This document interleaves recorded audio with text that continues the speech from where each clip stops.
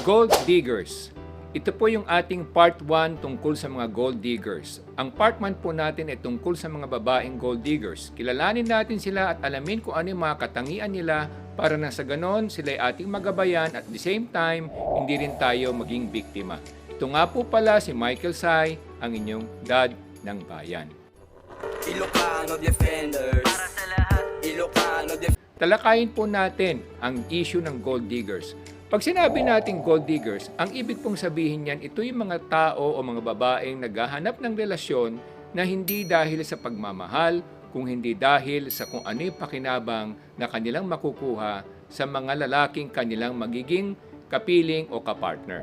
So una riyan sa mga katangian na makikita natin sa mga gold diggers ay mahilig sila sa mga mamahaling bagay. Ibig sabihin gusto nila yung mga branded items, yung mga luxury items dahil ayaw nila ng mga mumurahing bagay.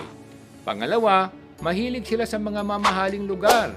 Ayaw nila kung saan-saan mo lang sila dadalhin, ayaw nila sa mga fast food lamang, gusto nila lagi sa mga mamahaling lugar dahil gusto nilang makita sila ng mga kaibigan nila na sila'y kasapi sa mga alta sosyal na mga lipunan. Pangatlo, gusto nila na pag sila'y reregaluhan mo, ayaw nila ng mga mumurahing bagay. Kadalasan, aayawan pa nila kung sila'y reregaluhan mo ng mga mumurahing bagay. Sila'y naiinis pa at hindi sila nakukontento at masaya. So, yan yung pangatlong katangian.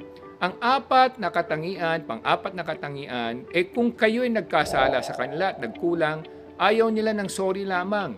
Gusto nila may kapalit na mamahaling bagay na iyong ireregalo sa kanila na kapalit ng inyong pagpapatawad bago sila magbigay ng kapatawaran. Panglima, lagi silang mausyoso o maurirat kung magkano kinikita mo at kung ano yung ari-arian mo.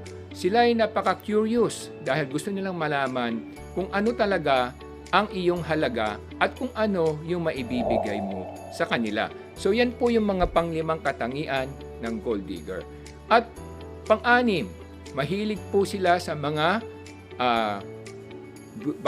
pupuntahan na kung magbiyabiyahe man, gusto nila doon sa mga mamahaling lugar, ayaw nila sa mga mumurahing lugar lamang kasi ang gusto nila makasama o maging kahanga-hanga sila sa mga kaibigan nila para na sa ganon bibilib sa kanila yung mga kaibigan nila.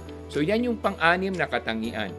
At isa pang mga katangian, kailangan laging nangangailangan at laging kulang. Lagi silang parang hindi kontento, parang laging kulang ang kanilang kinikita at laging kulang ang kanilang naipon o halagang salapi sa kanila. So isa po yan. At pang-pito, walang utang na loob. Ang pagkatao niya ay isang babae na hindi marunong tumanaw ng utang na loob. Yan ang isa pang katangian ng isang gold digger. Ang isa pa laging nanunukat at laging sinusukat ang kapwa niya at gusto niyang malaman kung yung kapwa niya o kaibigan niya o kakilala niya ay mas mayaman sa kanya o mas mahirap sa kanya dahil kung mas mahirap sa kanya, minamata niya. So, kung mas mayaman naman sa kanya, kinaiinggitan niya. So, yan po ang mga katangian na dapat nating tandaan na ating malaman para na sa ganun makilala natin ang mga gold digger. So, yan po ang 10 katangian na huwag nating kakalimutan na akin na nabanggit. Una, mahilig sa mamahaling gamit. Pangalawa, mahilig sa mga mamahaling lugar. Pangatlo, umaayaw sa mga mumurahing regalo. Pang-apat, wari niya ay entitled siya at hindi mo siya dapat binibigyan ng mga mumurahing bagay. Kinakailangan dekalidad palagi ang pagtrato sa kanya at sinusuyo siya palagi. Panglima, makasarili at ayaw makihati sa gastusan. Pang-anim, mahilig sa mga mamahaling lugar. Pang-pito, kailangan regaluhan siya ng mga mamahaling bagay bago siya magpatawad. Pang-walo, kinakailangan madala mo siya sa malayong kinabukasan dahil kung ang tingin niya wala kang kinabukasan, ayaw niya at ayaw niyang maging kasapi mo, kasama mo. At pang-siyam, walang utang na loob.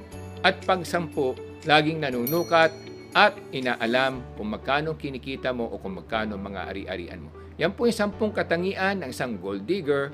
At sa part 2 naman, ang pag-uusapan natin, mga gold digger na lalaki naman. Abangan nyo po yan sa aming mga susunod na video. At kung kayo po ay nais na mas marami pang malaman, mag-subscribe po kayo sa YouTube ng Ilocano Defenders at Facebook ng Ilocano Defenders and sa TikTok ng Ilocano Defenders. At ganun na rin po sa Facebook ng Dad ng Bayan. Ito po pala si Michael Sai, ang inyong Dad ng Bayan. Ilocano Defenders.